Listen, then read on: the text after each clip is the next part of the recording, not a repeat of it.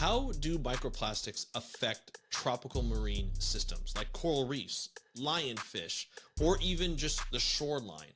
Sometimes you're walking along a beach and you look down and you see these blue and white and maybe green little pieces that are kind of laid out under the sand, or maybe they're just exposed from the sand along this beach. You're on a beautiful beach, you've got a beautiful sunset going, the waves are crashing in, and you see these little pieces. Those are microplastics. Those are not part of the ocean. They came in from the ocean at some point, and they're just laid out on the beach. And that can affect different types of animals within marine systems.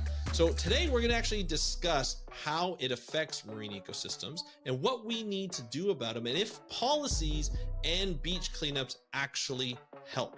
We are going to talk to Dr. Lisa Rodrigues, who is an associate professor of geography and the environment at Villanova University. She is here to talk about her research and her lab's research on microplastics in marine tropical environments, including coral reefs, including lionfish, including the beaches along every shoreline that she works at in Puerto Rico, in Hawaii, and so forth. We're going to talk all about microplastics and the marine environment on this episode of the How to Protect the Ocean podcast. Let's start the show.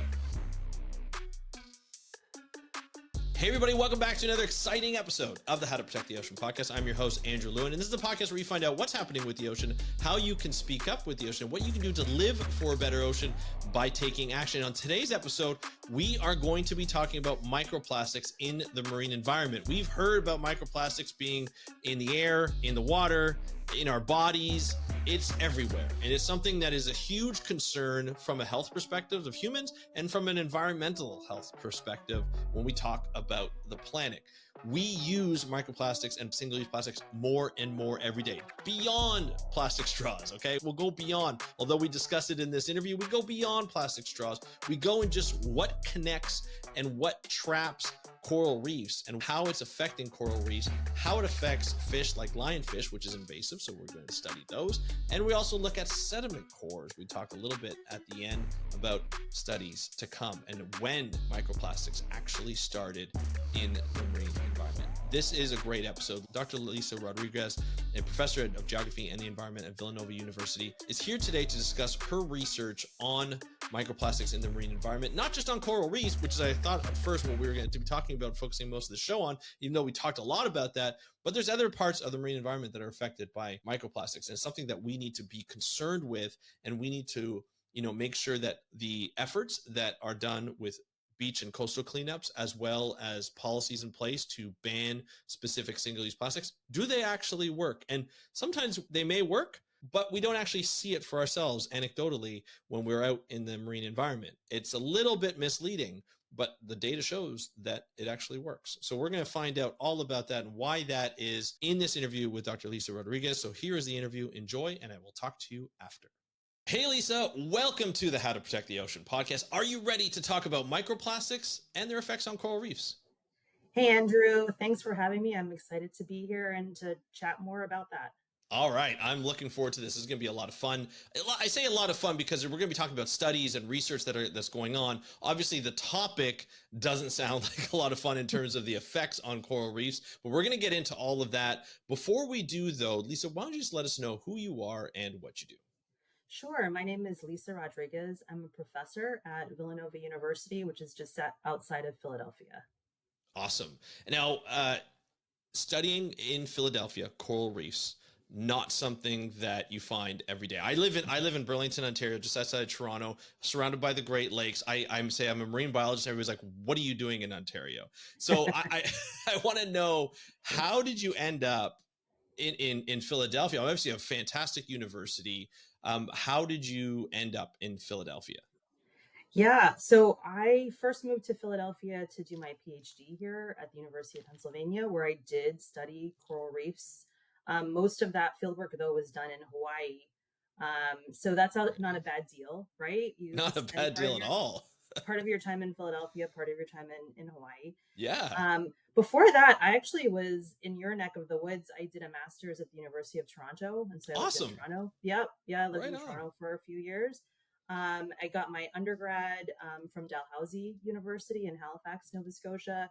But I actually grew up, and I think where a lot of my interest came from is I grew up in Bermuda. And so Oh, on a wow. tiny island in the Atlantic, surrounded by corals and Yeah. coral reefs.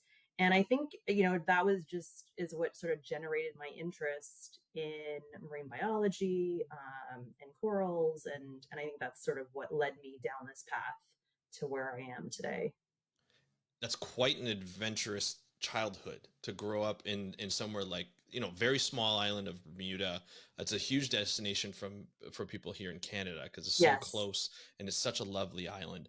I had a friend who lived out there. She was an accountant over there, which a lot of accountants start their careers over there, and she would scuba dive on her as a hobby, and she learned to scuba dive Right. there, and then she would got into the entire like marine conservation aspect of it in terms of cleaning up litter and cleaning up trash. Obviously, not necessarily coming from the island of Bermuda, but coming from different places within the ocean.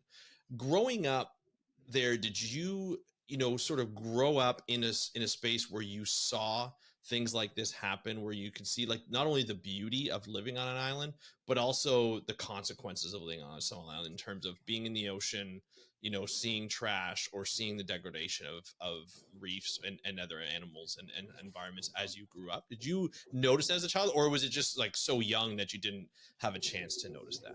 I think some aspects I noticed. So certainly there were things that would wash up on the shore when you would go to the beach, that clearly didn't come from local areas, but Right. I definitely more when I go back now, my family still lives there, and when I travel back over the years that I've lived away, that I feel like those are the times where I've really noticed it much more, Right. is just sort of seeing that increase over time. It was actually a few years ago. I was visiting over the winter holidays, and we had all gone out. My family and other families, we'd gone out to a restaurant that is right on the beach, and Mm-hmm. and after we had lunch, we were walking along the beach, and I was so surprised by basically every step that I took. There were pieces of microplastic that I could see as we were just walking.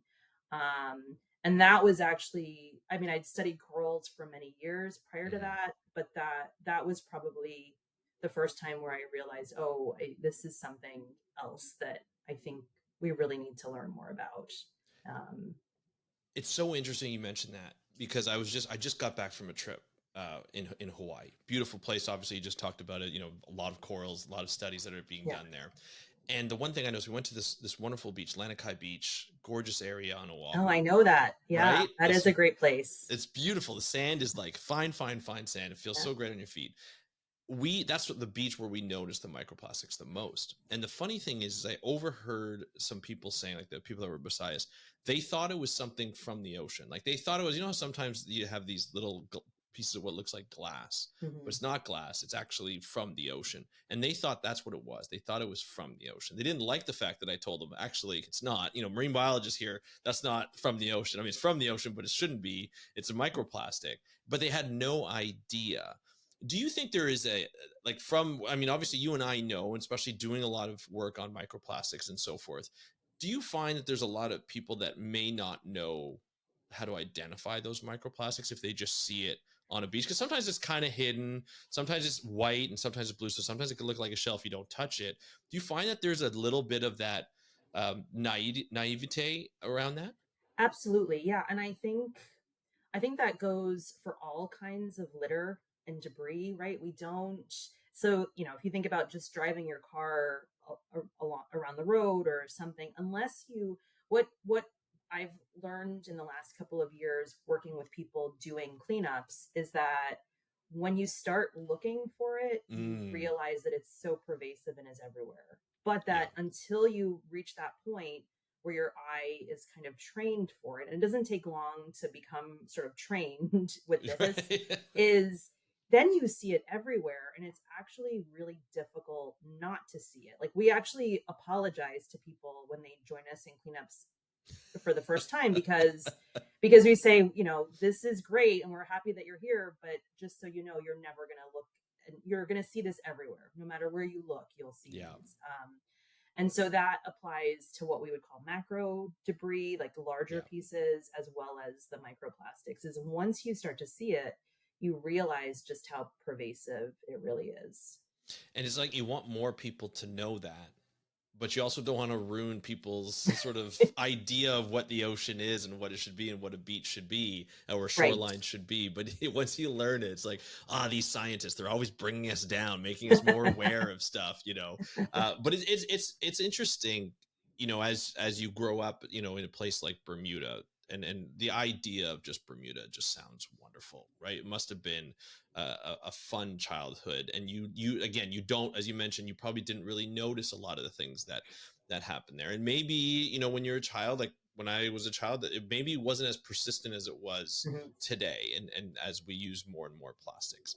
When I grew up, Coke was still out of a glass bottle. That's the Yeah. generation that I'm from, so may not have been persistent as it is today. What type of sort of like games did you get up to, or what kind of like life did you have as a child growing up in an island? Were you in the water a lot, or some island communities don't like to be in the water a lot, there's a definite fear? Were you always wanting to be in the water growing up, being a marine biologist? I definitely was. I mean, Nice.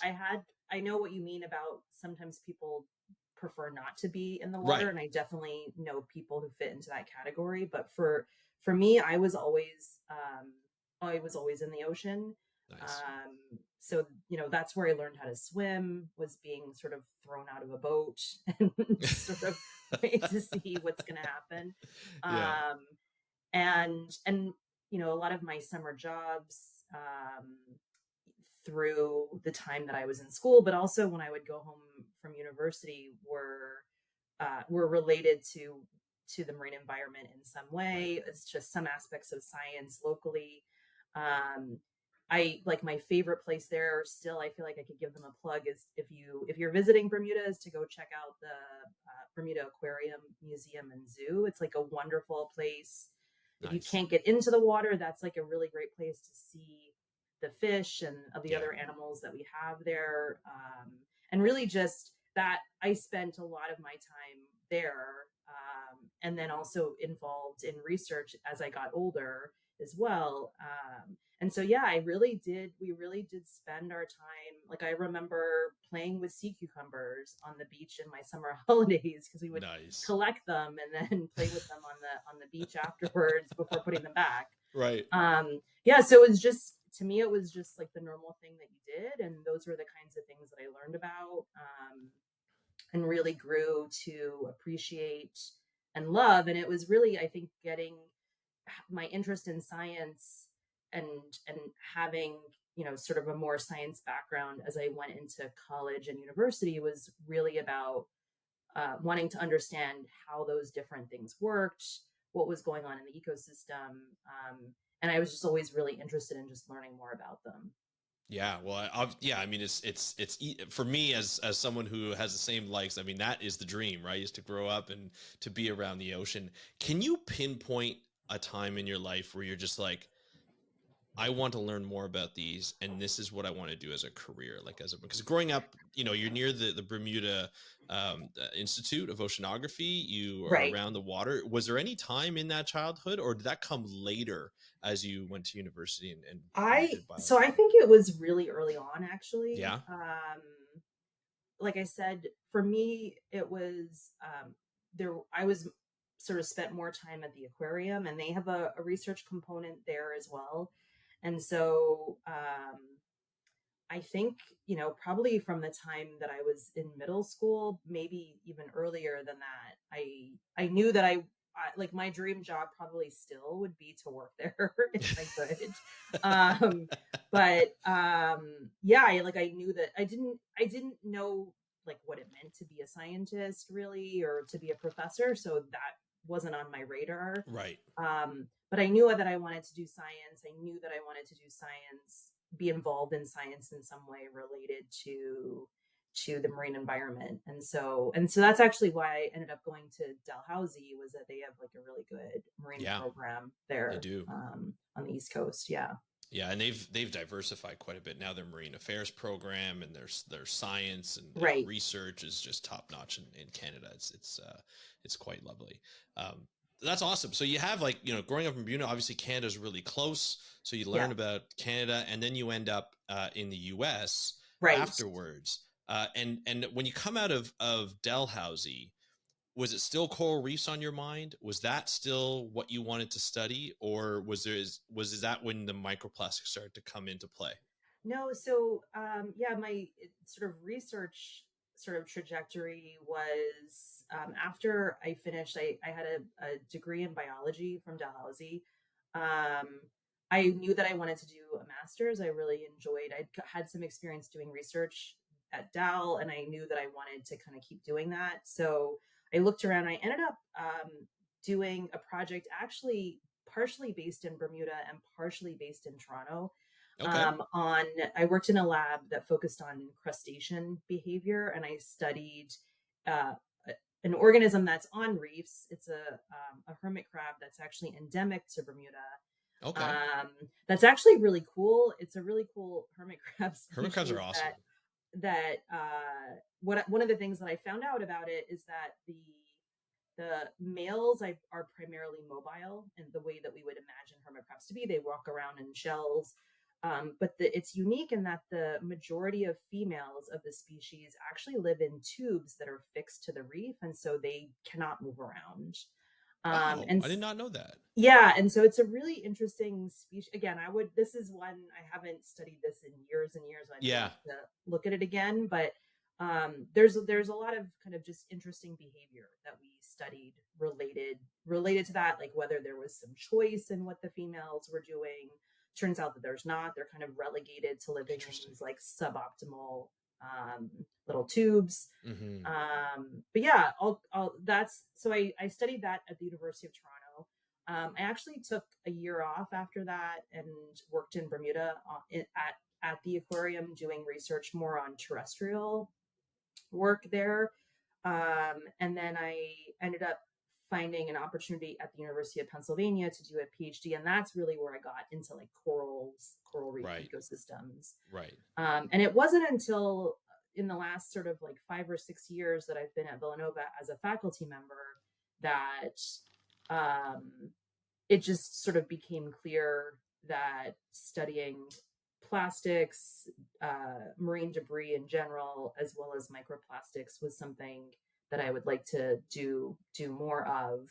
I'd been working with a colleague of mine in my department who focuses on river ecosystems, and we were Okay. studying in Puerto Rico the impacts of pollutants coming down the river, mostly focused on sort of dissolved pollutants like Hmm. sediments and things like that. But we realized that that system in Southwest Puerto Rico was really ideal to also study debris and microplastics. And so we were able to get funding to continue that work. And that's kind of That's how I really sort of cool. transitioned into that area. Okay, and now we've seen microplastics really come to the forefront of sort of one of the major issues, I would say, Mhm. in the ocean in general, even in our world. I think it's really exploded over the last, I'd say, 5 or 6 years, especially over the last 2 years, where we're starting to see studies come out and being published of microplastics being in our body, being in the Yeah. air, being in the water, and as marine biologists growing up in the last 2 decades, we've seen microplastic. We knew there was a microplastic problem before there was a microplastic, or even just a plastic debris problem. We knew that was a problem. We could see it, continuing. Not much had been done with it over the last 2 decades. Now we're really starting to see more policies put in place, studies being done. We're really starting to see some of the major consequences of these actions and the non-actions of what hasn't taken place.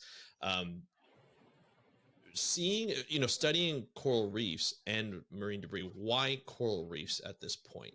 Like, it's such a broad subject, and obviously you want to niche into a certain place, totally understandable. Why coral reefs? So there are so many other stressors that are on coral reefs, some of which I've studied. Right.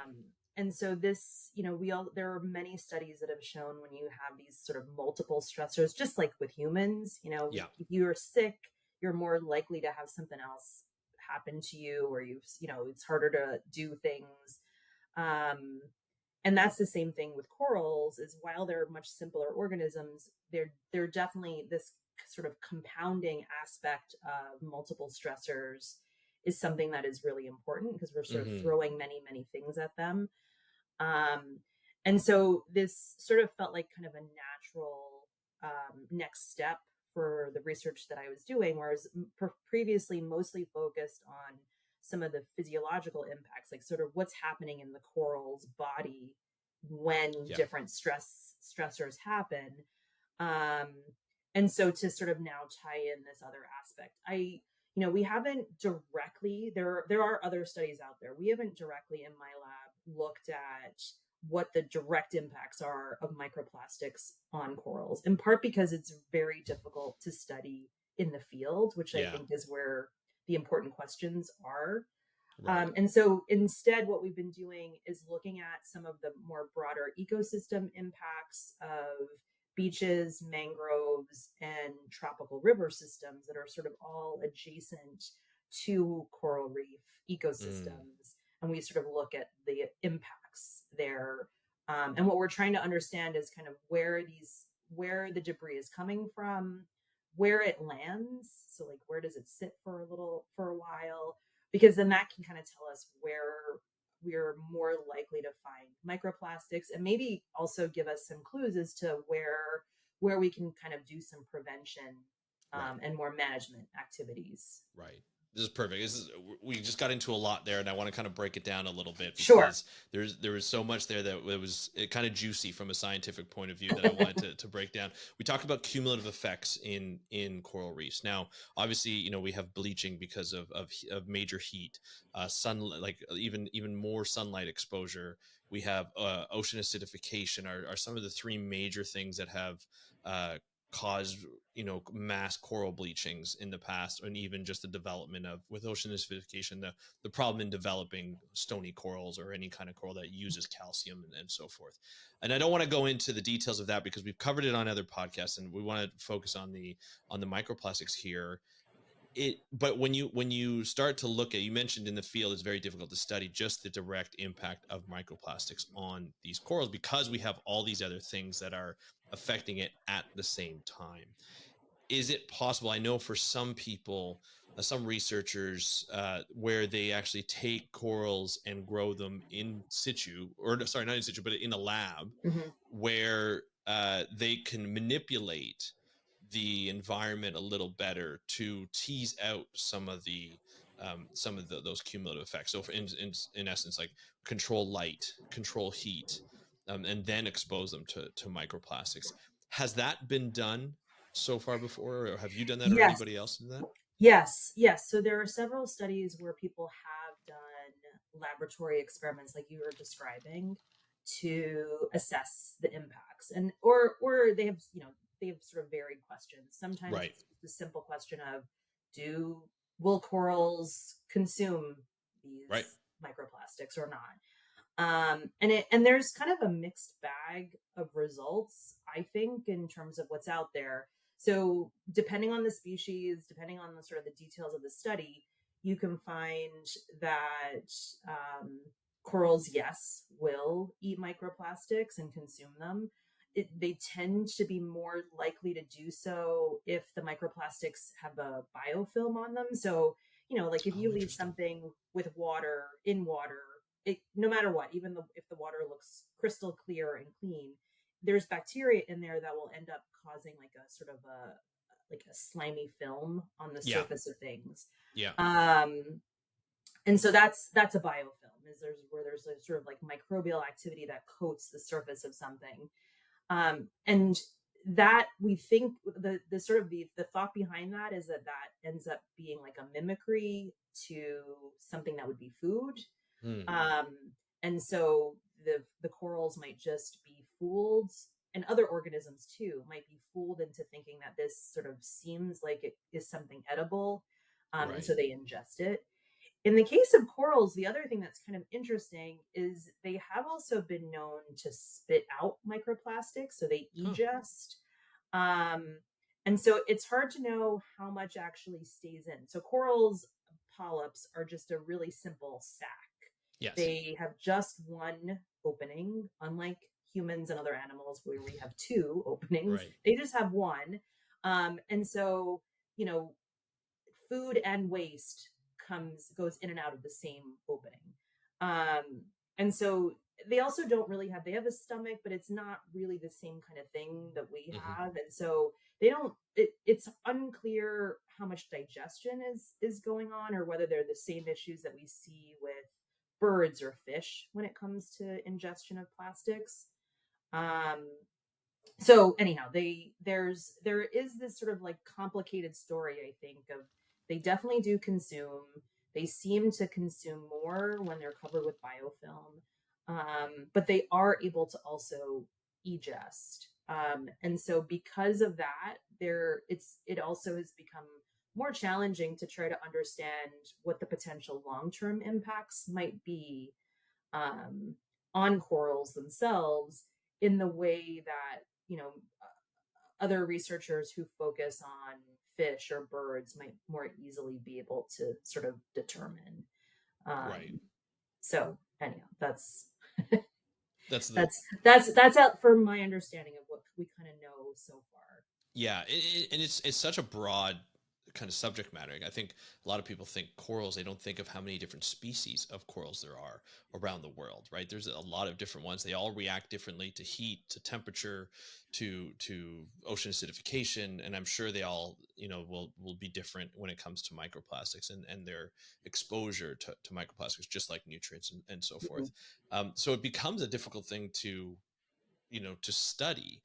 From the study where you did in the river system, uh, where you looked at sort of how debris would affect the entire ecosystem, was that the approach you took at when you first started looking at corals? Is just how does it affect a coral reef instead of an individual coral, or did you go to the individual first?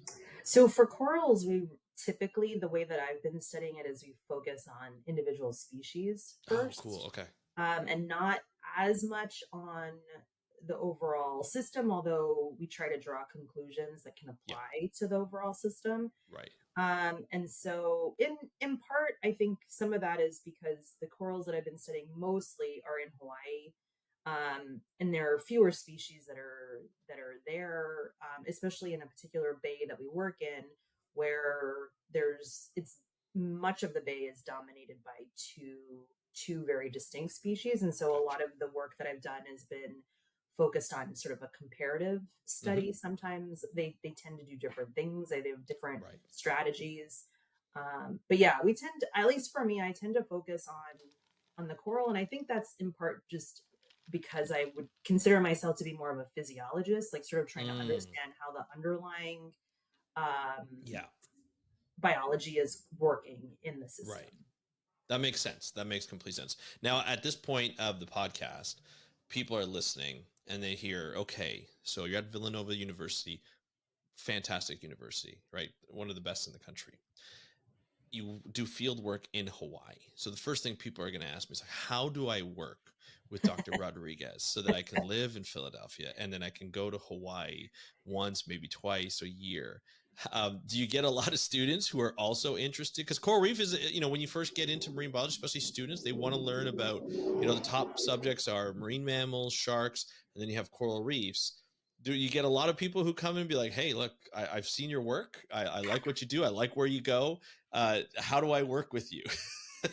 I do. So we I do can have a lot of imagine. students who are likewise interested. I try to emphasize that it's not as glamorous as it sounds. Yeah. To try to kind of ensure that the people who do work in the field are ones who are able to deal with the less glamorous Right. aspects of, your elbow deep in seawater on a regular basis in tanks, and corals smell funny, and it's long hours. We study coral reproduction, and that happens at times during happy hour typically. So you gotta watch corals Yeah. reproduce instead of going to happy hour. So things like that. It's not as glamorous. There's it's while it's amazing and it's beautiful, it's a really wonderful experience, and I Yeah. feel very privileged to have had them. It's also, you're working in the hot It's sun. hard work. It's a lot of hard work. It Yeah. can be very physical. This just swimming alone, and Yeah. having to do work while you're swimming is a lot. But yeah, we definitely don't suffer from lack of volunteers for Of working in course. Hawaii or Puerto Rico, which is another Another nice area. place to Yeah, spend not time. too bad the places, Yeah. right? Yes. Now, but like talking about working in these places, like in the ocean, if you're a lot of times you can find corals in shallow areas, but also I just went to Hawaii, like as mentioned. I just got back and I saw that there were hazards in the ocean in terms of currents and riptides, and being along the shore in those areas can be quite dangerous in a way. The big saying there is don't turn your back ever on the ocean, because you never know what it's going to do. The bay I believe you said there's one bay that you worked in. Yeah, so we work in Where Kaneohe. is it, and how is that in terms of safety is in that area?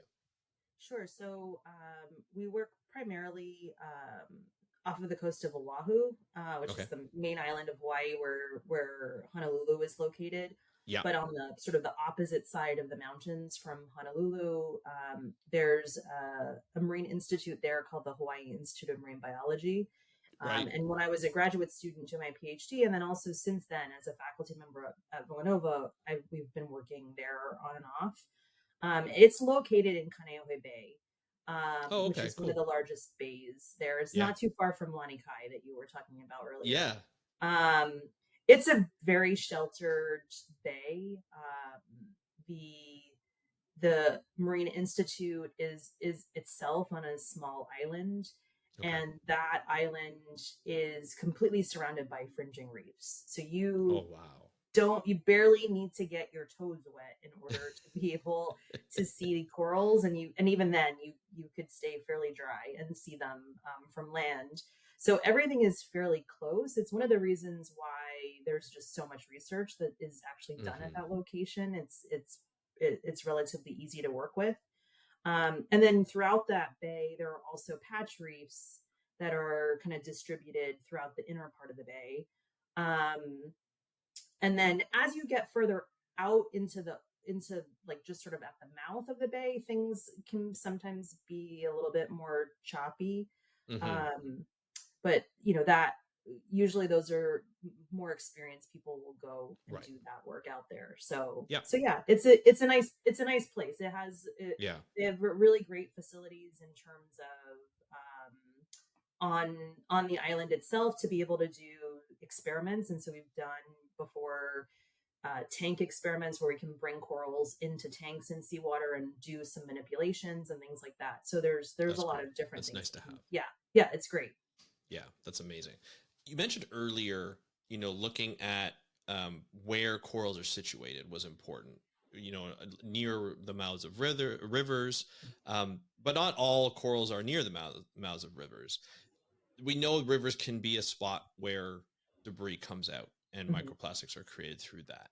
Um, have you found a difference in terms of corals that are closer to rivers being exposed to marine debris compared to coral reefs that are further away from those rivers? Is there a significant difference in those types of exposures?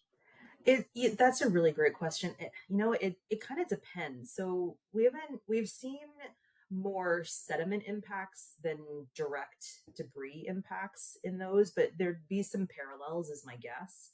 So the corals that are closest to the mouths of rivers tend to be heavily impacted by sediments, but I've also seen in some locations, so in Puerto Rico where we work, some of the healthiest corals that I've seen in that region are right at the mouth Huh. of where they're so well adapted to living there. This was a place where I had to hold hands with my dive buddy in order to be able to not lose them because I Hmm. couldn't see them. I could even barely see their bubbles Wow. from scuba diving. That's kind of That's how, insane. yeah, it was like just pea soup plus there.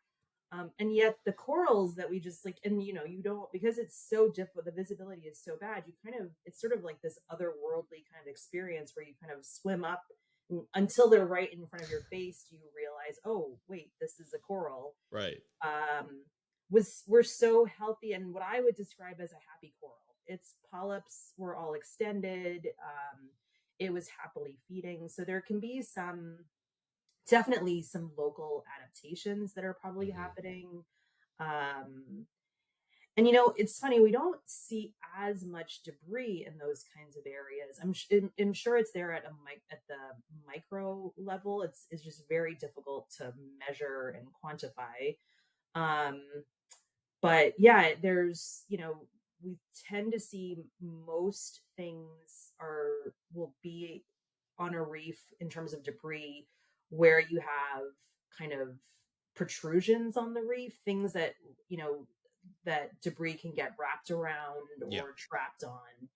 Um, but I think that a lot of the sort of when the reef is a little bit more smooth, then the debris tends not to get caught, at least the bigger pieces. Hmm. And so we typically don't see it all that much. It kind of varies.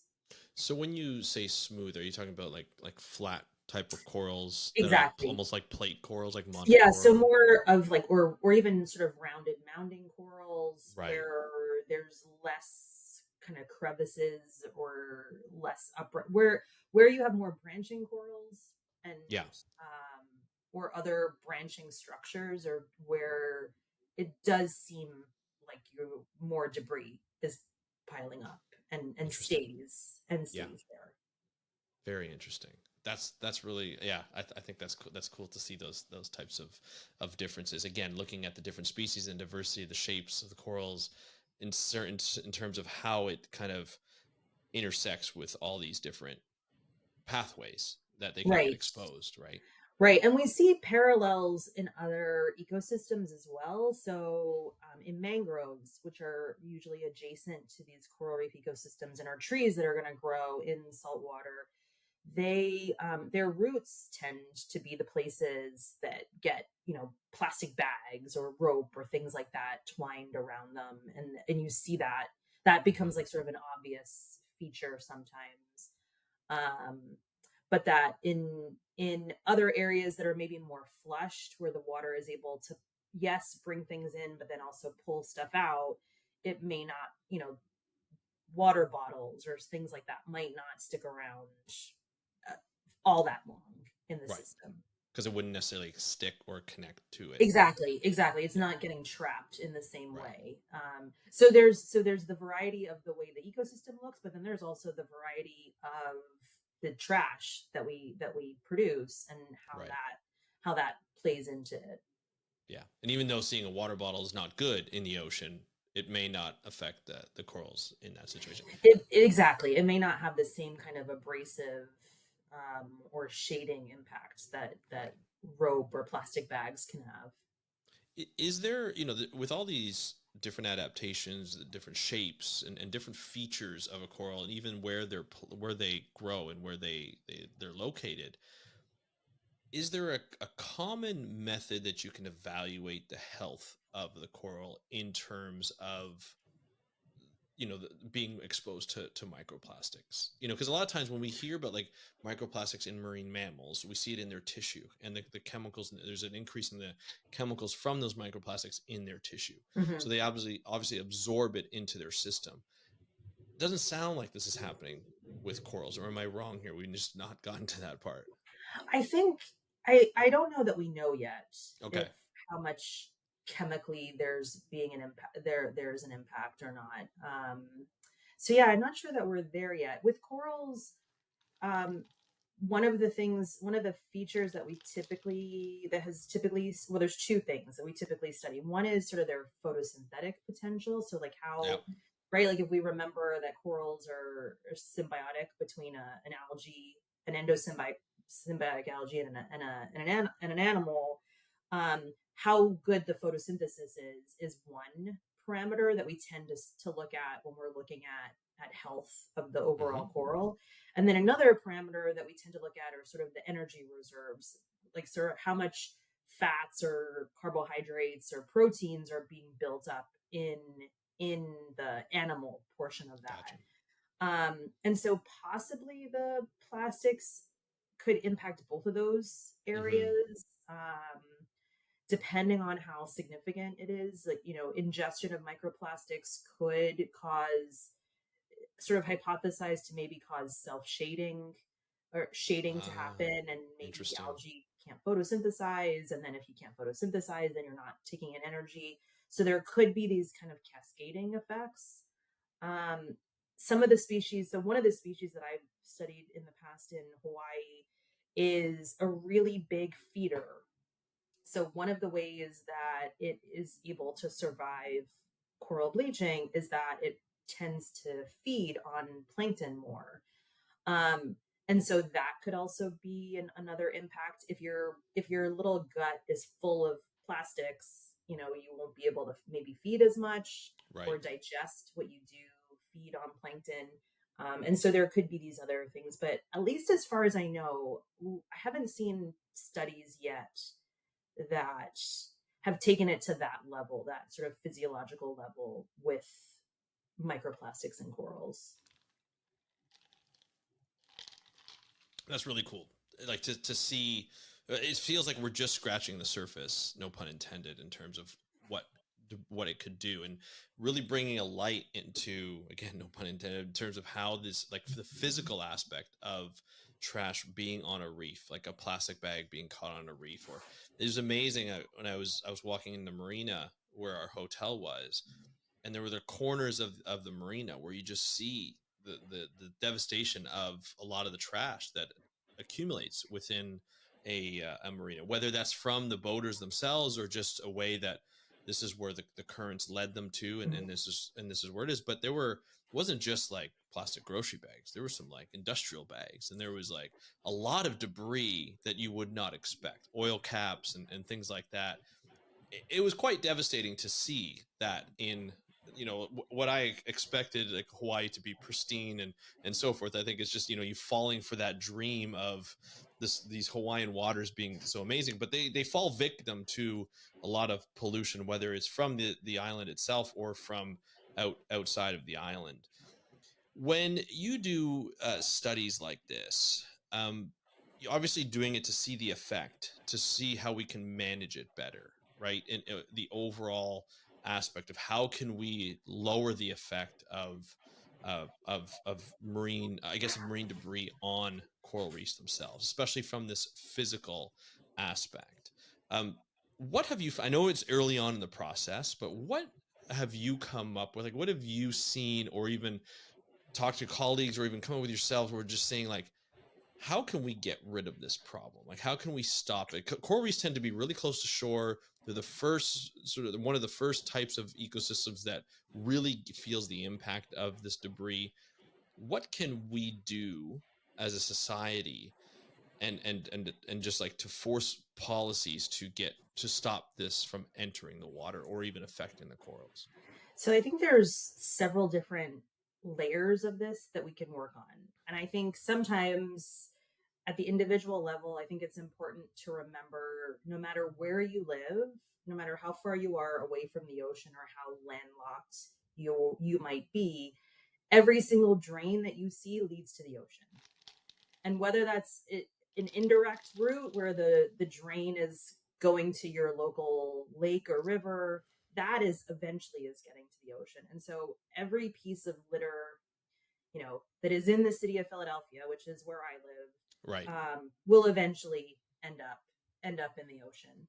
And Right. so I think that's important for people to be aware of and remember, because I think especially if you're a person who loves the ocean, um, and it's your place of choice on vacation and things like that, I think you can have a really big impact on the ocean by how you treat your city as well, Mm-hmm. or your town or your neighborhood, Yeah. and kind of thinking about those sort of local things that you can do. I think sometimes there's such a disconnect when So we're true. that we don't sort of realize, but that really every single drain that you see is connected to the ocean. Honestly, including the ones in your house often as well. Yeah, So there's like so true. really there's like no end to our connection to it. And so I think that's one thing that's really important where we need to sort of do better at litter and waste management on all sorts of levels, even if we're not a coastal community. Although, coastal communities, I think, especially, and usually those are the places where people are very conscious of those kinds of Hmm. things. Hmm. Um, we also find that de- that this debris travels really long distances. So some of the things that we found on beaches in Puerto Rico, we are pretty sure have come from the coast of Africa because of some of the writing on them. We Right. think we find some things from the coast of Brazil, most likely, again, because of like the writing and the language. In some cases, like the item that we're pretty sure has come from a Brazilian grocery store, um, was printed in 2015, and we're finding it in 2021. So, Wow. so not only are they traveling long distances, but these things are in the environment for a really long time. And so anything that we can do to remove the item in the first place, Hmm. properly dispose of it, maybe also rethink what we purchase too. And this is tough because, as a society, especially if your listeners are maybe mostly in North America, you are gonna have we don't have a lot of choice. It's really hard to find, like, so I sometimes will spend a lot of time in the grocery store where I try to find the same product but in glass instead of in plastic or something like Yeah. that. Or, Or you know, can of some sort. Yeah. exactly. Or we, Yeah. switch to something that is more in paper, or, instead of shampoo in a bottle, what about shampoo in a bar form, which is now a thing. Yeah. Um, so I think thinking about the small things that we as individuals can really Hmm. do to pick up the waste when we can, but also not to be producing it in the first place, I think can be really beneficial. And then there's also, like, then I would say sort of the next scale up in terms of community action. We see really big improvements with regular cleanups. So one of Hmm. the things that we do in Puerto Rico, we did them twice a year at first, and then the wonderful people that are there are super excited by this, and so they've been doing them more regularly on a bi-monthly basis at two different beaches. 80% of the debris that we find at these beaches is plastic. Wow. 80%. And Wow. so, but we also see that if you do these regular cleanups, you can significantly reduce the total amount that you find. I mean, it's crazy to think about, but you could go every 2 months to the same spot and Yeah. still trash, even though you cleaned it up, spotless 2 months ago. And so having that kind of regular investment in people time and effort, I think, is also really important, because doing that builds really big awareness, right? Like, Hmm. you start to really appreciate, and start to really think about, wow, if I don't want to spend my Saturday morning doing this, what are some other things that I can do to prevent this from happening in the first place? We also work with a lot of local restaurants Hmm. in the area near the beaches in Puerto Rico to try to encourage them to reduce the packaging that they Hmm. use to distribute food. And so that can also be something, Yep. in terms of the businesses that you support. Maybe your favorite restaurant or shack or whatever that is by the beach, you could always encourage them to think about um, paper instead of plastic, or dishware instead of plastic. And those can all have kind of long-standing, I think, benefits on that kind of scale. Yeah. These are all phenomenal things because I really like just working locally, and it seems like a lot of it's community driven, not only individually, but community, like the cleanups comes from a community aspect, but it comes from And I've seen this from organizations like Rare. It comes from a place of pride. Like if Right. you clean up, if you spend the time as a community to clean up these beaches or these waterways, whether you're in Philadelphia, you're in Burlington, you're in Hawaii, you're in Puerto Rico, you see the difference over time, and you start to say, hey, we actually can make a difference locally. We may not be able to make it from a world perspective, but we can make it locally. We can keep our bay or whatever clean in this particular area, and then we take pride, and we can talk to people about that, and put in, and going over what works, what doesn't, successes and challenges, to help other communities do the same thing. I love that aspect. I even love the aspect, again, talking about local community, going to your favorite eatery and just being like, hey, like, I see that you have a lot of plastic containers. Can you just put it in a bag, or can we do something else? It'll really help.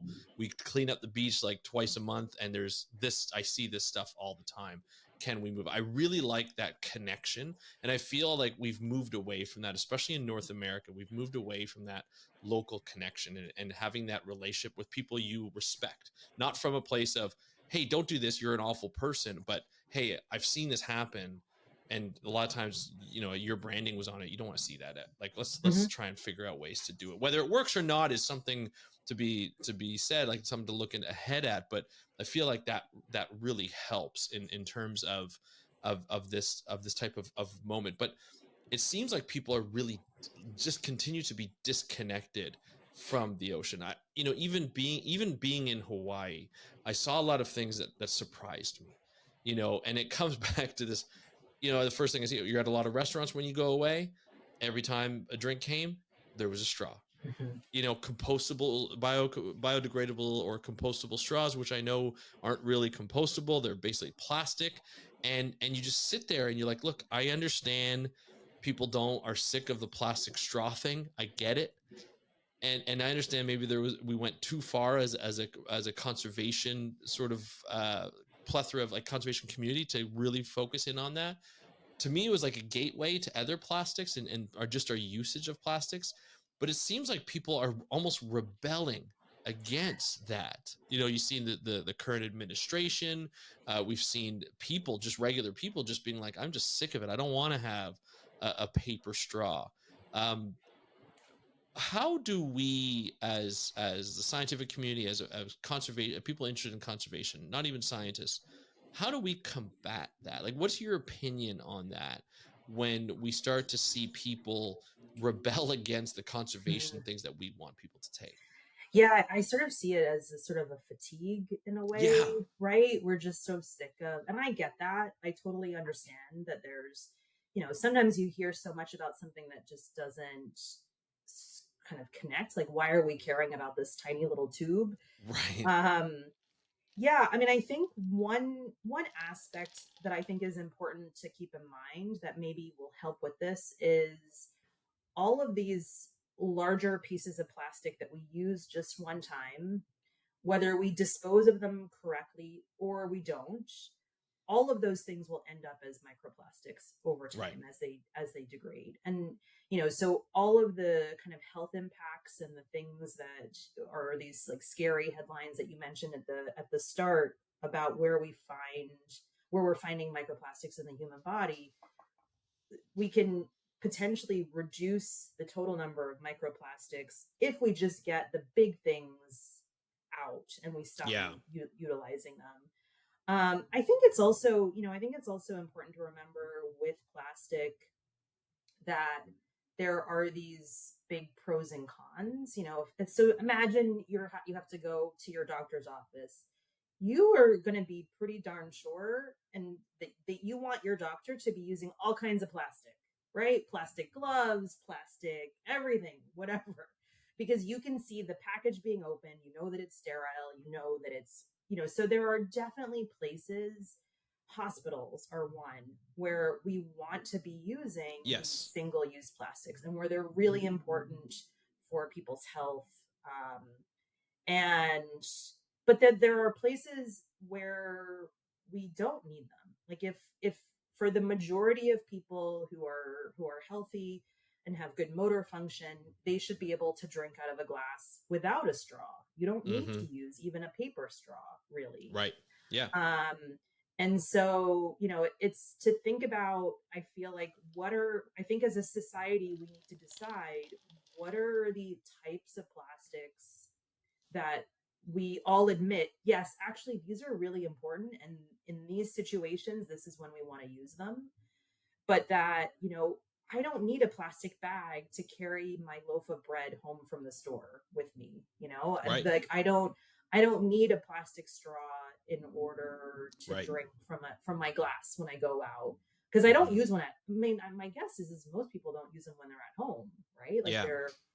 and so I feel like that's the thing that we maybe need to get at, is to for scientists and policymakers and conservationists to be more upfront about the fact that it's not just about the straw. It's about all of these things that we really don't need to use, so that we can be in the position to decide which ones we do want to use, and Mm-hmm. what's the value of those items. Yeah. It's like prioritizing the value of Exactly. plastics, right, and how they Exactly, should be used. Yeah. because I do think that we have gone a little bit overboard with things, Yeah. in some cases maybe, and that Yeah. all people have heard is don't use straws, but they haven't actually been informed about why that is the case and what is sort Mm-hmm. of behind it. Um, yeah, and there's also a whole nother aspect of this, which we haven't really talked about, but it's the fossil fuel aspect. And so all plastics that we use, regardless of whether they're biodegradable or not, are derived from fossil fuels. Yeah. And so the more that we use plastics, the more that we are dwindling down our very limited supply of oil and natural gas. um and those are having all those other impacts that we talked about that are affecting the ocean: coral bleaching, ocean acidification, warming, all those other things. And so there's this underlying aspect about plastics that we tend not to talk about as much. There's the debris part, which is huge and which we see, but there's also the source of where these things are coming from. And again, if we are better at deciding what we use and what we don't use, we could also just be better at even conserving fossil fuels as well. Yeah.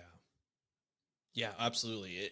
Fossil fuels, what was it? I think it's 30% of fossil fuel revenues, or revenues to the fossil fuel industry, is coming from plastics. That's what they Exactly. make. I mean, It's insane. a big portion of the natural gas that's being Yeah. produced in my state of Pennsylvania gets shipped all around the world in order to produce plastics. Yeah. And it's not necessarily being used to heat homes or to drive Right. cars. It's going into plastics, and then we just we use it once and we throw it away. And Yeah. so again, I think those are sort of societal questions. What do we as a society think is important, and what do we want to have done?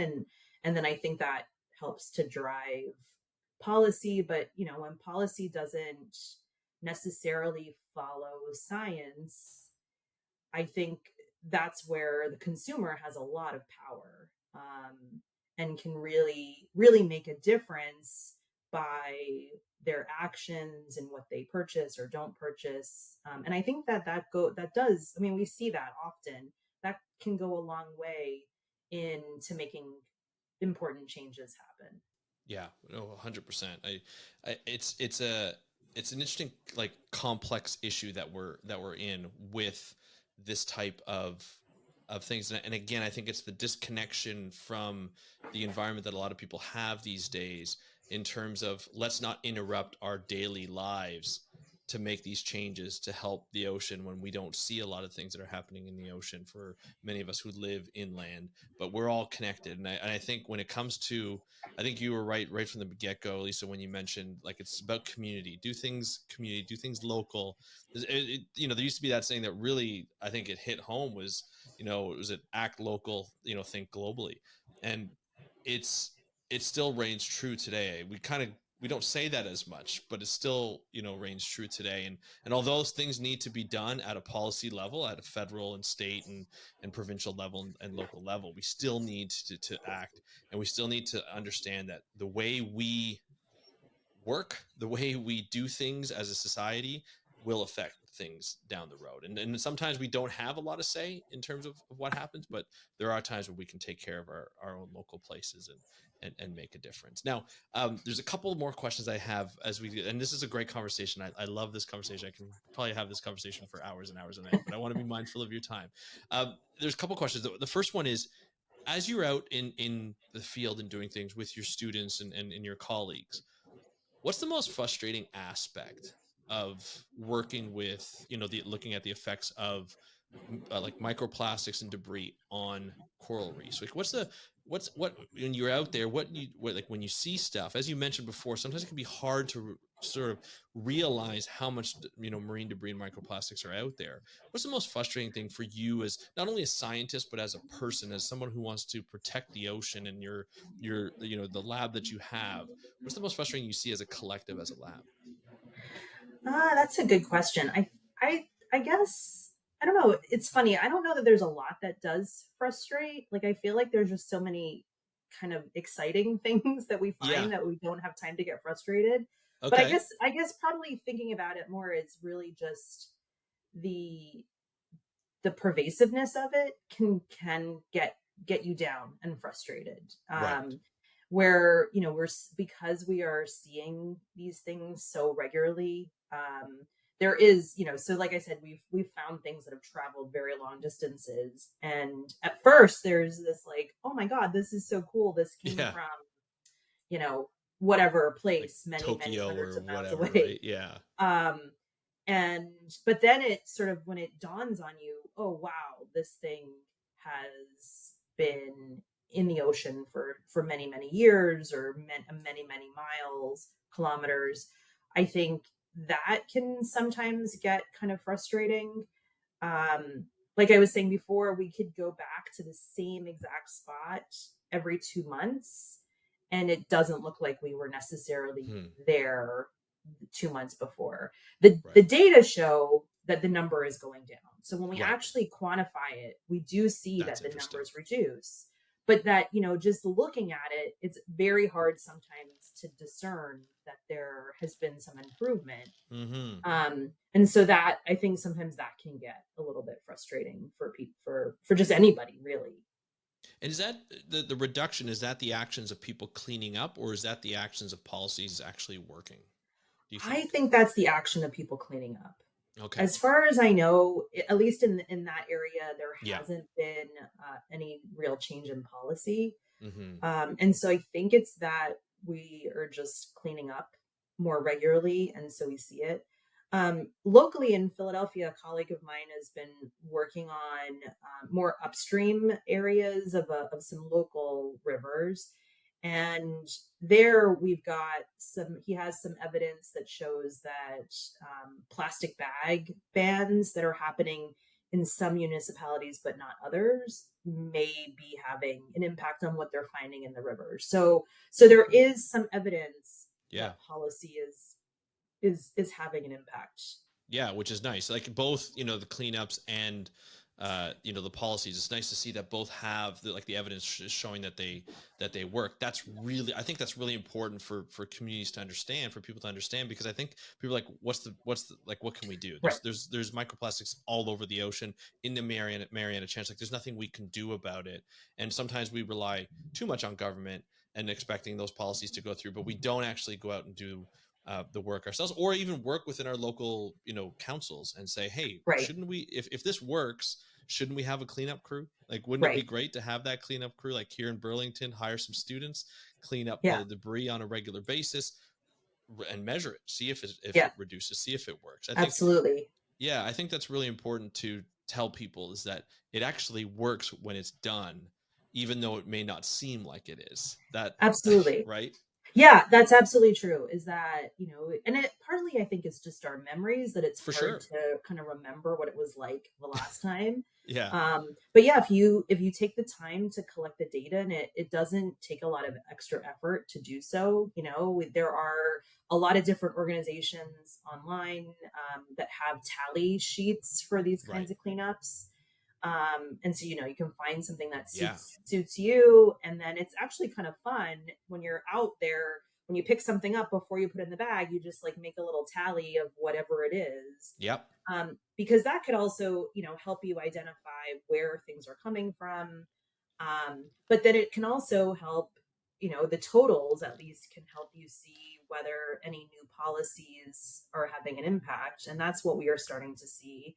So, really, at sort of township or municipality levels, or city levels, depending on sort of how your area is organized, can sometimes pass specific legislation around just their for their area. Hmm. um, and those like plastic bag bans or what have you, those can have really strong benefits to them Yeah. over time. At least it seems like. Yeah, no, absolutely. I think it will. And I think we just need to reiterate that and communicate that fact to the people that it does actually work, because I think a lot of people are just so disconnected from that aspect. Last question I have for you, and this I find is an interesting one as well, is what studies that you have upcoming or that you are working on right now, that may not have been published on yet? What are you excited about studying, looking at, or maybe even some preliminary results that you're just like, oh, this is going to be interesting? Yeah, so we have a couple different microplastic related studies that will hopefully be coming out in the next few months or a year maybe. But we have we've looked at microplastics in lionfish, which are an Mm. invasive Hmm. species in the Caribbean, native to the Pacific. And we had the opportunity for there's some groups of people that cull them, remove them from the Yeah. environment in the Atlantic. um, and we found microplastics in 98% of the Wow. species of the individual fish that were out there. um, I think we had a total of, it was sort of in the 50s, I think was the total number, so it's a decent amount. um, and they averaged about 6 microplastics per fish. Wow. um, They're not like terribly big fish either. Like they're they're not not, right? huge. Yeah. Yeah, they're not huge. And size didn't seem to play a role in Mm. this at all, which was also kind of interesting, which we were not expecting. No. Um, so, that could be one of the things that is difficult to do with microplastics is sometimes, especially for organisms, you have to harm them in order to figure out what you have. um, and that's not ideal when No. all our species are already under threat for a variety of different reasons. So Right. an invasive species maybe becomes an ideal target. We want to remove it anyway. Hmm. Um, and so then we can also study these other aspects of it. So that's one of the things that we've been doing with a former grad student of mine. And then we're also kind of looking at this idea of, when did microplastics, like when do we first start seeing them in the environment? And so Mm. we've been taking cores where we sort of dig down Oh yeah. into the sediment Yeah. to look at different layers over time. And so far, we have not been able to get down deep enough where we don't see any. So That's scary. we That's do scary, see Lisa. it's a lot. It could be, yeah. I mean, it could be because these are mostly beach environments, and so Right. they turn over quite a bit anyway. True. So that might be the case. We're going to start looking at these in other sort of more Mm. stable environments too. Um, but I think that's kind of exciting, and I think Yeah. that um, can really make people sort of take notice of just how far it's not just sort of on the surface and spatial, but that there also is a lot of time behind this as Yeah. well. And that I think that can that really the time for us to stop some of these bad behaviors is now, Yeah. or we just kind of continue to push this into the future. And I think that kind of a study can really help show that and help depict the sort of the timeliness of these kinds of problems. Yeah. So is it safe to say in your studies, your focus now, a lot of it is on, like, the question is where is microplastics impacting the marine environment? Because it's not just coral reefs, it sounds like. It's looking at, okay, let's look at where it starts and how far down does it go. Let's look at, is it affecting, invasive fish, and using that as an opportunity to study, as we're taking them out. Is that safe to say that your question is like, how do microplastics affect even the coastal environment or a tropical environment?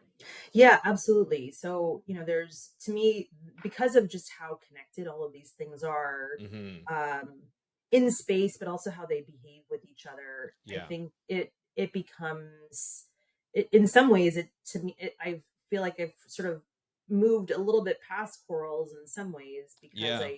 I know that there are so many different other avenues that we can look at, and we can still tie it back to the Yep. coral reef ecosystem. So yeah, I think that is accurate. That we definitely have been moving into some of these other areas. A lot of it is driven by students, actually, though. So Right. sometimes it's students who come with their ideas, and their interests, and so that helps to kind of broaden some of the things that we're also doing. Yeah, I love that aspect. I love what you're doing. I love what you and your labs are doing, and even empowering the students to kind of come up with their own creativity, and like, where is it impacting them, or where do they think the impact is on them? I think that brings a lot of interest and creativity into your program, and I think it comes out with a lot of results that we've seen. And I'd love, Lisa, for you to come back on the podcast to talk about more of these studies, so that we can see these results and people can hear them for themselves, and hear some optimism from that. Policies work, beach cleanups work. It may not look like it, but it does, and I think that's wonderful. So I want to thank you so much for coming on the How to Protect the Ocean podcast. It's been great to have you on. I can't wait to have you on again. Thank you. Thanks, Andrew. Is really nice to chat with you about all of this. Thank you, Lisa, for joining us on today's episode of the How to Protect the Ocean podcast. I can't wait to have you back to talk more about some of the research that's coming up and some of the stuff that you're going to be publishing on and getting results on. It sounds really incredible. It sounds like it's needed.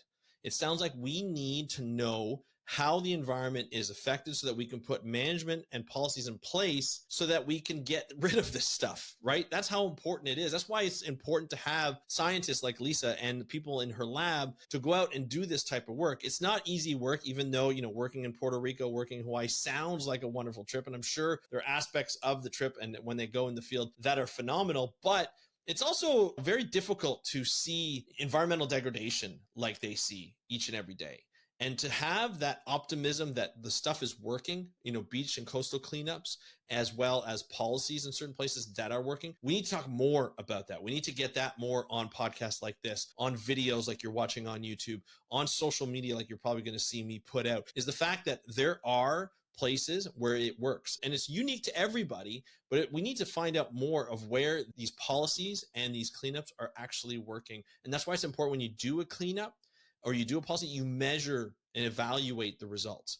That's the important part. And you adapt to the management and what is working for other people and what doesn't work for certain places around the world. So it's really important to connect everything together, but it's also important to act locally and think globally. That's what we're going to be talking more about in upcoming podcasts.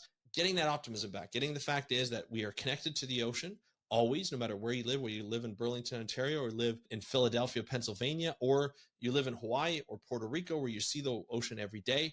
We're all connected to the ocean in some kind of way. And we need to make sure that our communities, our own regions, are protected, and we take care of them as a community. We can't just let other people do it. We can't let the marine conservationists and the conservationists and the scientists leave it up to them to do it. We have to do this. We have to take care of our local area. And that's including myself too. Need to be more connected to where we are.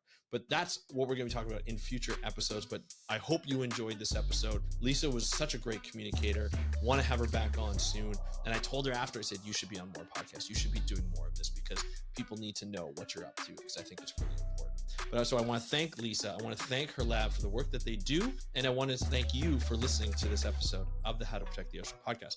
If you want to know more about how to protect the ocean, you can subscribe to our YouTube channel. You can subscribe to our Spotify channel, watch the video on Spotify, or listen to it on your Spotify app. You can also listen to an Apple Podcast, on Amazon. But if you want to find out if your favorite podcast app is available, go to our website, speakupforblue.com. That's speakupforblue.com/podcast to be able to listen to all of our episodes and find your favorite podcast app so that you can connect to it on the go, on the run, and listen to it each and every time. Monday, Wednesday, and Fridays when we release episodes. So if you want to go there, speakupforblue.com. If you have any questions or any concerns, you can email me from that website, or you can hit me up on Instagram at How to Protect the Ocean. That's at How to Protect the Ocean. I want to thank you so much for joining me on today's episode of the How to Protect the Ocean podcast. Have a great day. We'll talk to you next time, and happy conservation.